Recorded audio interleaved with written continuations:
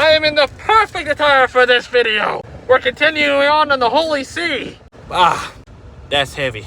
So aside from the Pontiff Laurent situation, we also had to deal with some other stuff for the Holy See. Money! The universal problem for everyone living in the southern United States. While Bernard was paying for all these services that he was giving out willingly as charity, he kind of had to get that money from somewhere. And a lot of times that came from him questing. So he'd go out and do dungeon clearing missions, story quests, whatever, with his buddy Alexander the Strong, who is also the Grand Master for another Crusade order I'll get into. But the money situation kind of gets out of hand.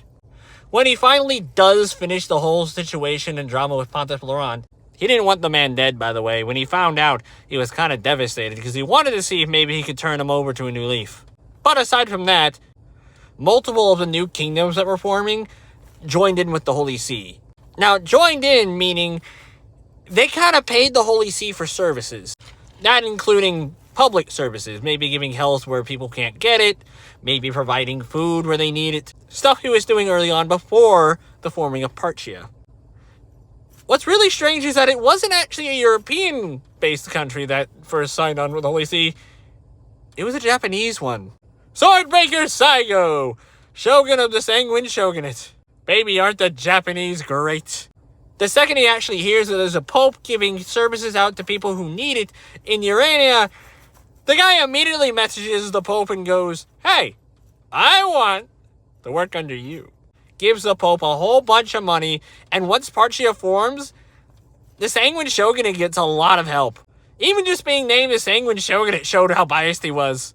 But even outside of that, multiple different crusade orders formed through Bernard. The Order of Hospice was through him in Siblis. The Order of Utor was based from that rebellion that came out of Carolingia into Parthia. And even the Norse countries put into one, an order called the Order of Stagmir. And I'll get into all of them later.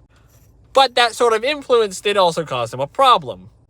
There were certain kings who were not really pleased with how much influence Bernard was starting to have, as he was being the Mr. Goody Two-Shoes, helping everyone. King Leon of Siblis, one of two kings for that country. Bernard's influence growing kind of meant that he might be able to call for people to rebel against Leon, and he was dealing with a lot of that. So the Leon put a sort of thing down. Either you're going to help me by helping negotiate with other countries, or I'm going to cut my funding and kick you out of the city that you essentially occupy.